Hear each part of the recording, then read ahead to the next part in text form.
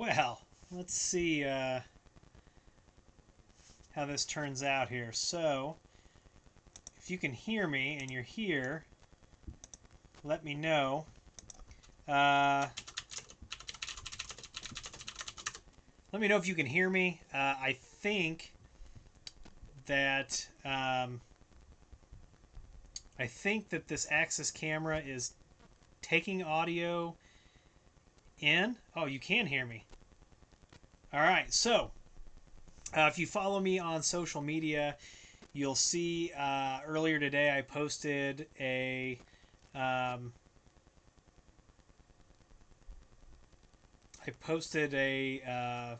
a video or a picture. Sorry, I'm trying to read your comments, trying to figure out why the stream's cutting in and out. So the stream is probably cutting in and out because this is an older Axis camera, um, but it's an oldie but a goodie. And I loaded the free Cam Streamer app on here, just trying to mess around a little bit, see if I can get it going. So if you haven't seen Cam Streamer for the Axis camera line, if you have seen the Bald Eagle videos that are live in the US, most of those are using Axis cameras with the Cam Streamer app. But this is just some of the versatility that you can get with an Axis camera. So check out my social media, uh, whether it's the YouTube where I can post pictures, Instagram, Twitter, and check it out and you'll see a picture of that Axis camera and you should try to guess the model. But it's an older model, but it seems to be handling this pretty well once I got everything going. It is in a life, but I've got some plans to kind of put some life into it. So this could actually be a pretty good option for me. I've got about 4 of these cameras, so I could actually, I think I could probably get these set up and either connect to them using OBS Studio or some, figure it out how I can, capture all 4 of these streams locally, and so I could have, I don't know, the possibilities are kind of limitless with this. And I was actually super surprised when this camera was supported by Cam Streamer still, and that first of all the built-in mic is working. That's fantastic, and that the stream seems to be pretty decent. So believe it or not, I'm looking at the screen, I can see the comments. Believe it or not, this thing actually can do full 1080 resolution, and it is slick. So it sounds like there's a bit of audio interference from your cell phone, GSM buzz sound. I'm familiar with that. I moved my cell phone, so let's see if that now. Actually, the camera is there is, if I flip it around here, don't judge my rack here, but you'll see that like it's sitting like on an old Amplify HD, but then you can see that this is like Amplify Alien behind it, and then there's some other things back there, and then I just moved it back over, so now it's sitting on this. So it could be some of the electronic whatever happening. So why not use Synology's surveillance station? So that's a pretty good question. So I love Synology's surveillance station. Excuse me, surveillance station. However, when you have cameras that are as powerful as Axis cameras, they can do all kinds of things. And you got to remember that Axis invented IP video cameras, and that basically an Axis camera is a Linux computer with a lens on it. And so you can load all kinds of applications onto these cameras. But what I could probably do is I could figure out some sort of local source to capture this. Maybe, like I said, feed them all into OBS. Maybe have a webcam stream like for the main, and then I don't know, have each camera. I don't know. We'll figure it out. I do see that the quality is kind of going in and out, so I only do have a 10 megabit upload for now. And if you can't hear it, I've got somebody gaming right above me, and probably some other things going on. But I appreciate everybody hopping in here. I think that's fantastic that I was able to get this up and going and everybody responded as quickly as they did. I see Unky Joe is here and Cajoling Technologies is here. Gordon Tyler, Tyler Jackson, Will, uh, and everybody's Alonzo's here. And Australia says the it's sounding good. Darren is reporting in. So I will tell you that I'm not a fan of the Axis Companion. Um, it's a camera line that they created to kind of come into that lower end market where you're seeing like the Unify cameras hit, and Axis Companion cameras and that whole system. It's a little bit different the way that you configure it. Actually, it's a lot like Synology surveillance station, where when you're doing when you're setting up your cameras, you give them hard drive space basically. So each camera basically has a folder, and you say this camera gets 100 gigs or this camera gets a terabyte or whatever. But when we set up the first companion system that we did last year, I wasn't real impressed. My Axis reseller now says that there's a newer firmware that I should give it another shot, but the other cameras and surveillance station are working out so well for us. So if you really want to get into the Axis ecosystem, which we are going to do some more videos on that, if you want to get into the Axis ecosystem, hop out to eBay. This camera right now that I'm on, even though it's end of life, this camera is still going for between $300 and $500 on eBay. For an end of life camera, I don't know that you can justify that, but it is what it is. They're like Macs.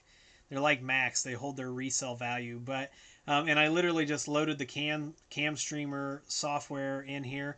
And if you haven't seen all the different apps that you can load on a Synology, or I'm sorry, on an Axis camera, you should check it out. But go over to my social media post and try to guess based on the picture which model this is. I will tell you that it has a fan input. If you saw the picture on the bottom, you can turn the heater on or off, and then based on which position that selector is in, that is actually dictates what kind of PoE you need. So it can run the system heater, the camera heater, based on whether you have enough PoE to be able to do it.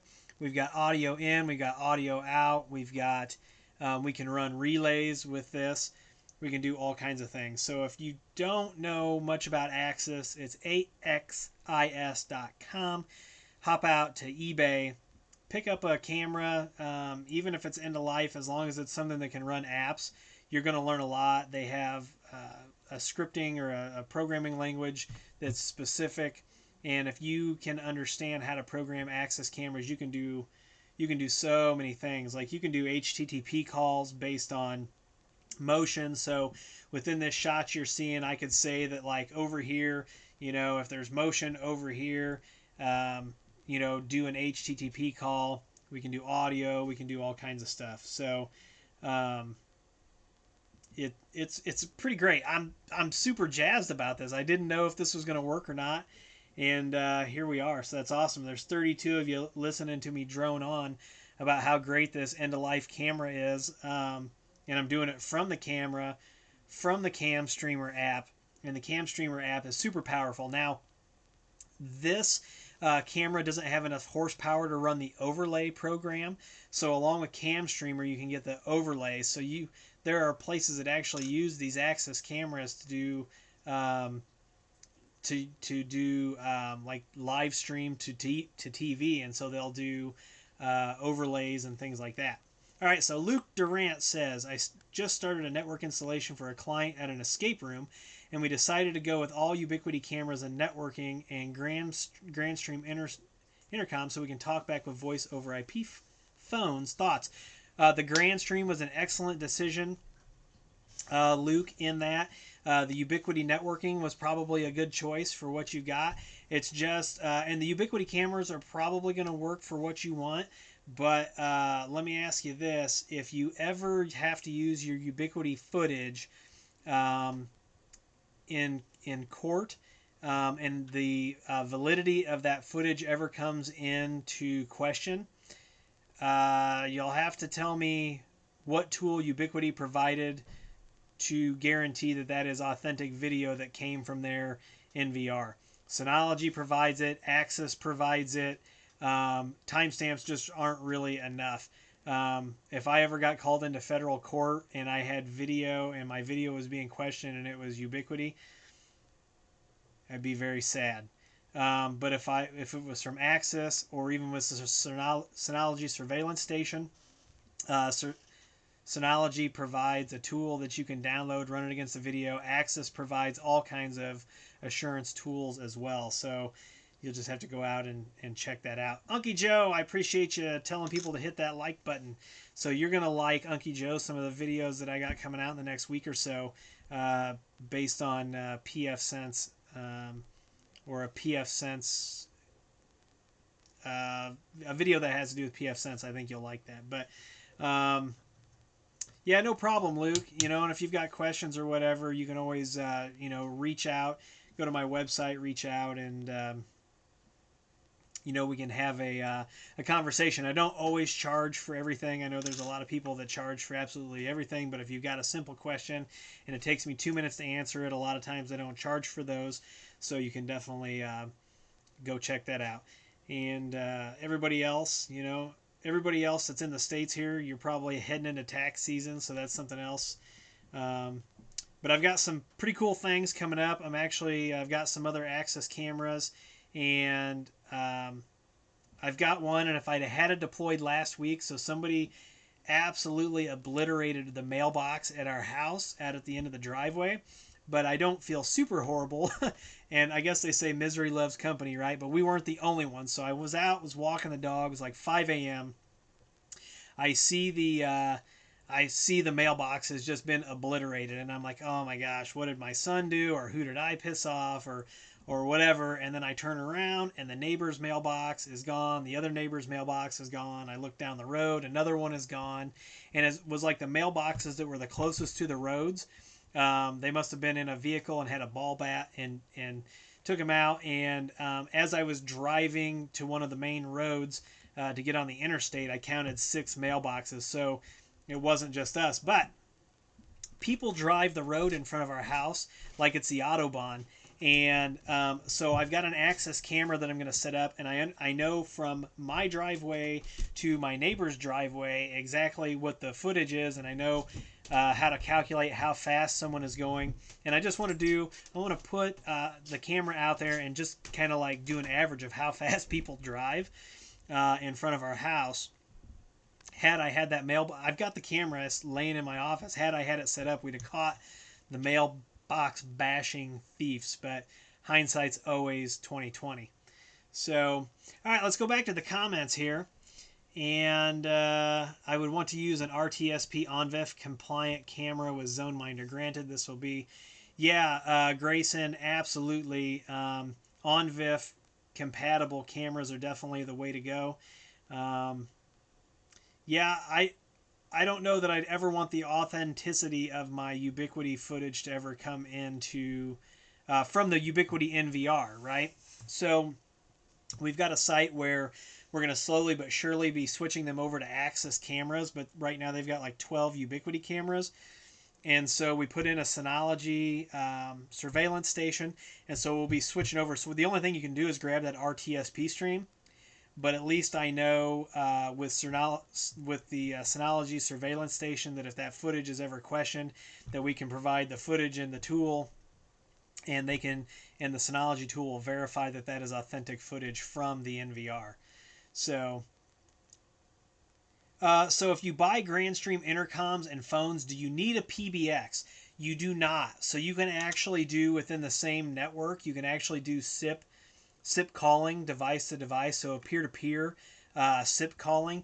Luke, if you've got questions about that, feel free to email me. If I can't get you pointed in the right direction on that, my tech that works with me, James, will be able to help us with that. But a lot of times what you're going to see, you can actually go through the menu on a grandstream device, and it'll show you that SIP, and sometimes you can even just dial the IP address too.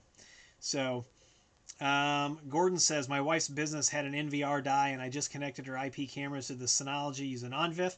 Had some networking problems until I moved them to a secondary Ethernet port. Been great since. Yeah, Synology surveillance station is the bee's knees, the cat's pajamas, as far as I'm concerned. Unky Joe says, I use the footage from my Blue Iris surveillance in my YouTube videos. They make it simple. Yeah, so Blue Iris, if you're running that on Windows, I think it's got what, Unky Joe? I think there's a, is there a 50 camera, excuse me, 50 camera limit on that? But the new versions of Blue Iris, they've come a long way since we started using them. They got a great UI now, and especially the web interface is it's come leaps and bounds from when we started using it. So I'm super excited about this. So there's a 64 camera limit. Cajoling is letting us know. I'm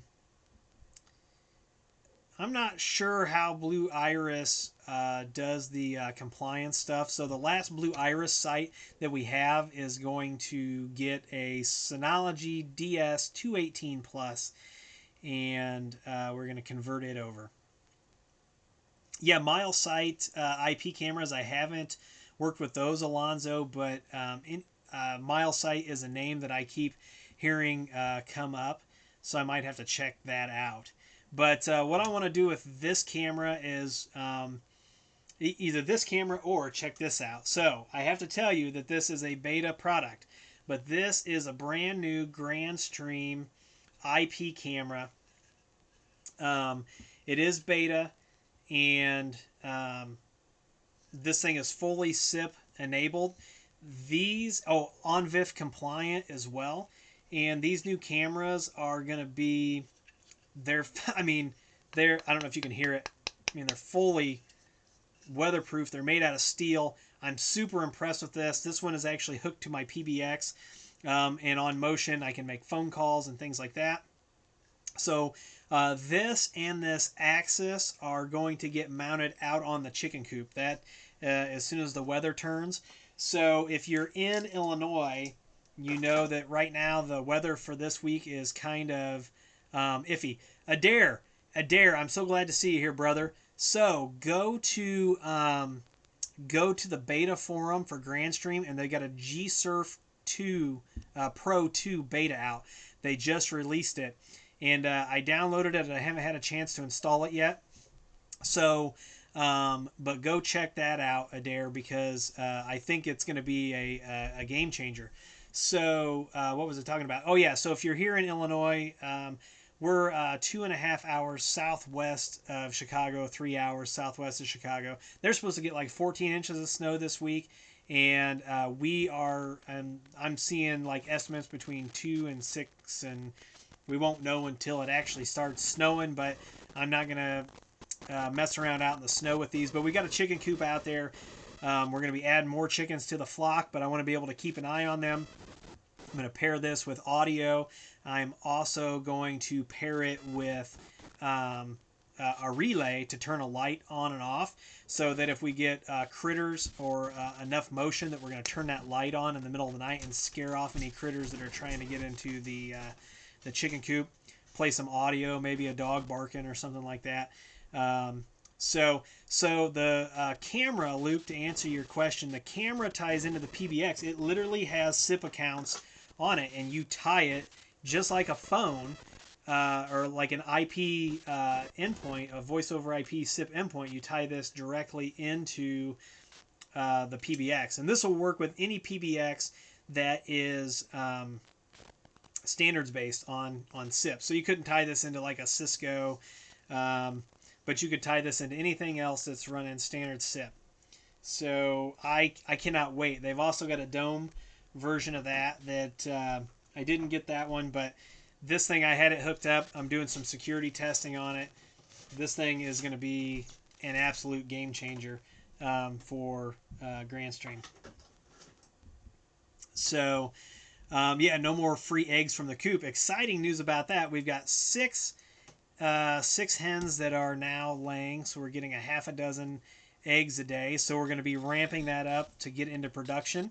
And so the goal is to donate eggs to the local food shelter, keep some for ourselves, and then sell the rest. So the main focus there being on donating. So we'll get the girls up and going, and it should be a good time. So I think we're going to add, I don't know if we're going to add another dozen or 2 dozen. We keep kind of going back and forth on that. But then we're going to add, my son's going to do raspberry, or either raspberry or blackberry plants. But he's going to do 2 rows of those and sell those by the quarts. So it's going to be a fun summer.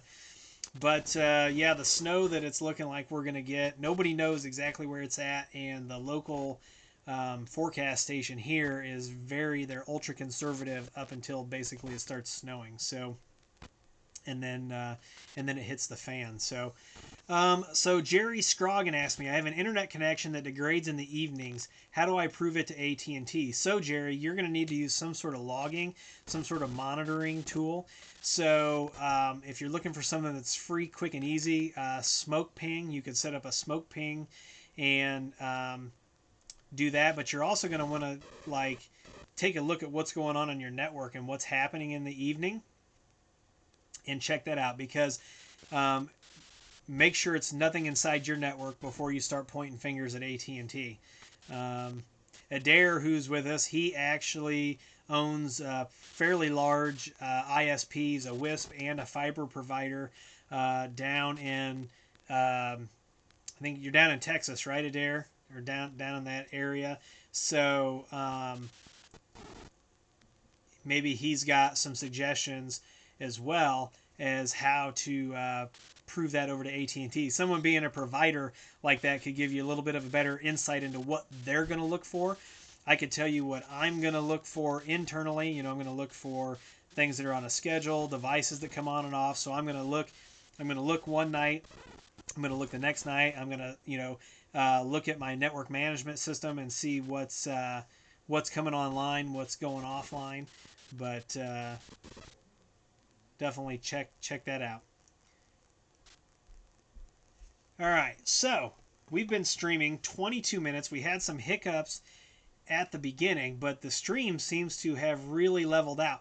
How's the audio for everybody? Cajoling, are you still getting the sounds like cell phone interference? Is everybody else getting cell phone interference, or is the audio sounding pretty solid? What I might do next time that I live stream from this camera is it does have that audio in, so I could actually wear my my Rode Wireless Go and then set the camera somewhere else. So basically, I could just take this camera, because it's power over Ethernet.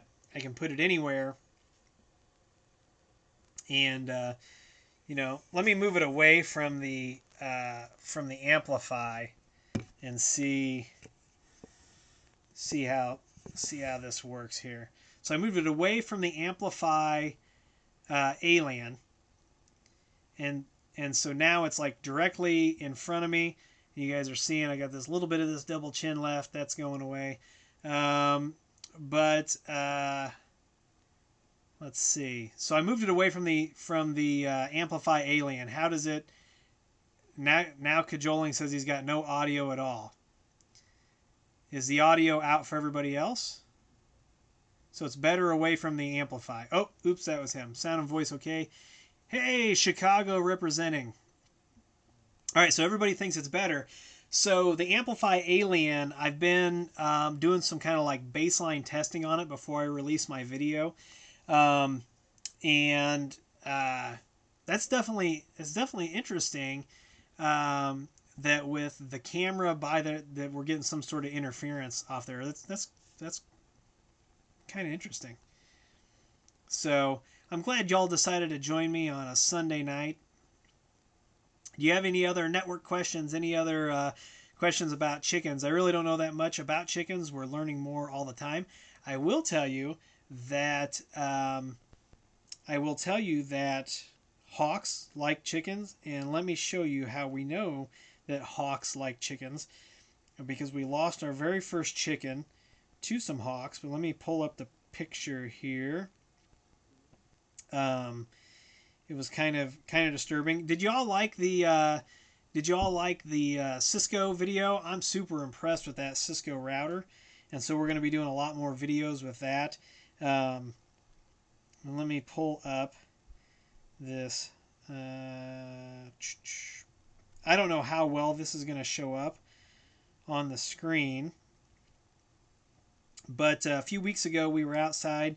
My son saw a hawk hit the chickens. Now, this is graphic. If you've got a weak stomach, don't look, and I'll talk and I'll tell you when it goes away. But here is the picture of the chicken. Let's see what this looks like on the screen. I can't see it until it pops up here on my YouTube. But yeah, so you can't really see it. You can't see it real well. I'll back up a little bit. But like this red thing that's over here, that's actually the neck of the chicken.